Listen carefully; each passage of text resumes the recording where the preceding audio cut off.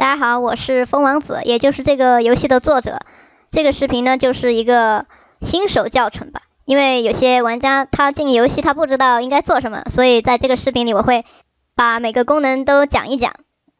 首先呢，你进入游戏，这个就是一个主界面。然后我想重点介绍一下这个封面，因为这幅图就是这个游戏里最好看的一幅图。然后坐着的这个人呢，就是我，戴了一个王冠，然后红头发，就是我的虚拟形象啊。然后也就是作者我在做这个游戏，画里也画的是作者在做这个游戏，不知道大家听懂没有？听不懂也没关系，因为不重要。然后就是左下角这里有一个五角星按钮，这个是比较重要的，它就是这个游戏的目标，也就是成就。这个完整版一共有3个角色，他们3个角色分别有自己的一个目标吧。通关后的记录都是记录在这里的。如果你进游戏你不知道应该做什么的话，你就可以先看一下这些目标。我设置的收入最高目标就是100万。你通关的时候，你的收入有100万的话，你就是拿到了这个最高的一个成就。然后点开始游戏就可以选择模式，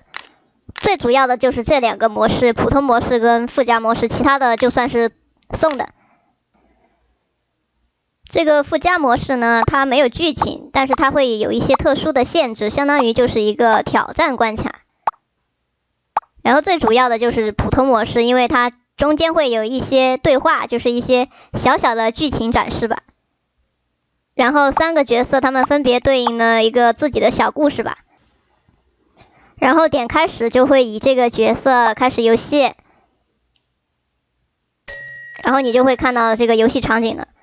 然后整个游戏从开始到结束都是在这个场景里面。你可能会说啊，就这，对，就这，因为这就是一个比较简单的小游戏。然后这上面的每个按钮都可以点一点，因为这个游戏是回合制的，所以只要是不行动，它的时间是不会流逝的，所以每一个都可以点一点看一看。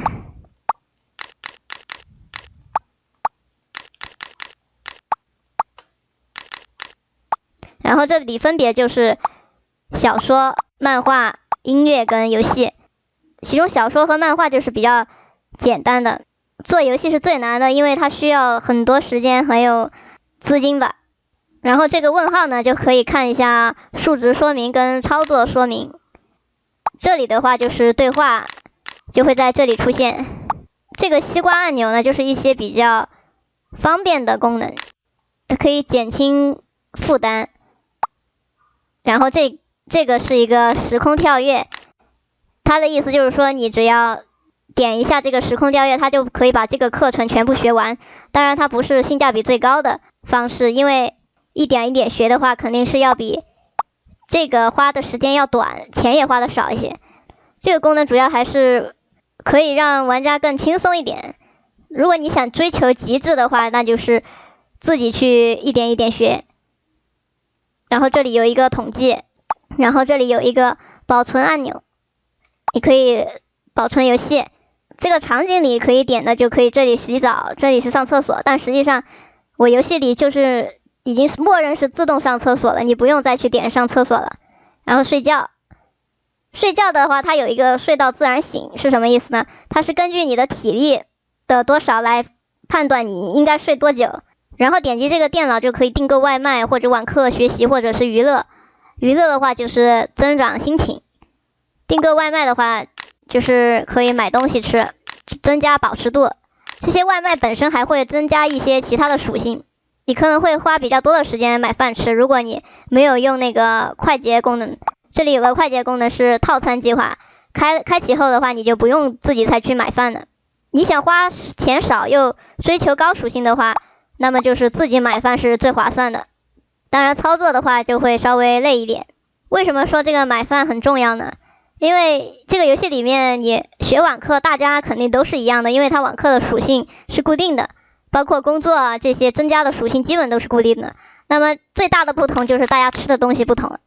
不太会玩的玩家呢，他就只买这个便宜的主食，因为想节约钱嘛。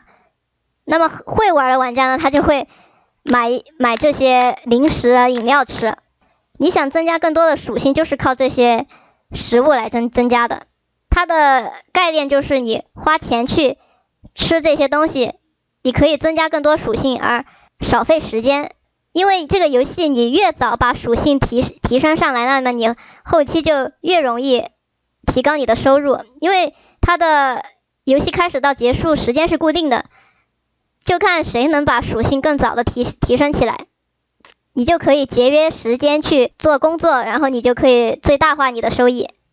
当然这个就是比较追求极致的玩家，因为这个游戏其实已经做完很久了，有一些老玩家呢，他玩的特别极致，然后他在游戏结束前还有很多天就收入早就超过100万了，所以也就无事可做，最后只能天天旅游到游戏结束了。然后有些玩家呢又觉得这个游戏好像有点难度，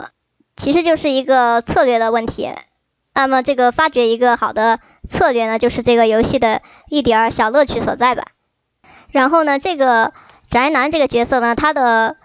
目标是当一个漫画家，所以他上课呢，你就学习创意跟绘画这2个就可以了。一开始你的属性比较低，如果你直接写小说或者连载漫画的话，你的收益是比较低的，因为这些是直接跟你属性挂钩的，你属性越高，你的收入就越高。所以一开始的话，我会建议大家先去接下稿，挣一些稿酬，然后拿这些钱去学网课，尽量把你的属性提起来，然后再去连载漫画。连载漫画呢，你需要先给漫画起一个标题，随便写什么都不影响，然后去解锁这个能力。这个漫画的能力跟小说是共有的，本身它就是一个故事的题材嘛，你需要解锁5个题材。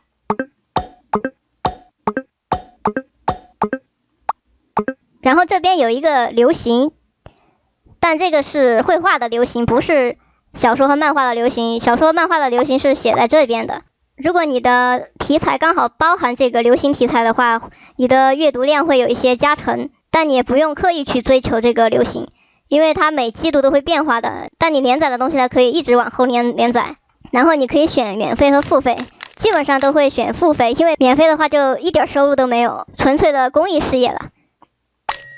然后这里会出现一个漫画连载的工作条，现在是没有办法工作的，因为你要先完成漫画脚本，漫画的脚本要在这里小说的按钮里完成。你可以一直写很多漫画脚本，但是你需要画漫画你才能发布出去。吃东西的话可以加入队列，然后就可以在行动结束后自动的进食。这边是一些状态，你要注意这些状态，很久不睡觉，很久不吃饭都会导致你游戏结束，然后继续的工作。如果你觉得这个动画比较费时间，可以把跳过动画勾选上，直接双击就可以购买食物，吃东西也是可以直接双击，然后关闭这个窗口，直接鼠标右键就可以关闭了，然后发布出去，那么你的第一个章节的漫画连载就发布出去了，它每天的收入和阅读量都会更新。点这个地毯就可以运动，运动要增加健康，如果健康为0的话就会生病，生病了就要去医院看病，医院看病又费时间和费钱，所以说尽量不要让自己生病。其实现实也是，你有一个好身体就是最大的财富，第2天的话就会有一个你的收入情况在这里了。当你后期的话就可以出版一个漫画或者出版小说，前期的话就不要去出版了，因为出版费是很贵的。因为刚开始你画的漫画或者小说的话，它的阅读量很低，这个出版是比较后期的一个功能，还要非常注意这个仓库。如果你的钱不够的话，它会把你的出版物全部销毁掉，那个损失是非常大的，一定不要把现金全部花光了，要留点钱。然后这边这个喇叭的活动呢，你都可以参加一下，就是直接的报名参赛。这个活动我觉得都应该参加一下，就算你没有拿到奖金，它也是有一些其他收益的。你要参加比赛必须去解锁一个当季的一个题材，当然我现在创意不够了，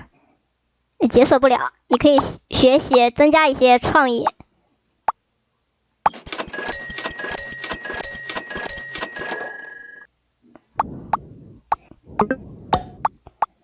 然后点报名参赛，它就会生成一个活动的工作条，你把它完成就行了。完成后会自动参加比赛。那么基本上呢，我把所有功能都已经讲完了。那不知道大家有没有听睡着？谢谢大家，拜拜。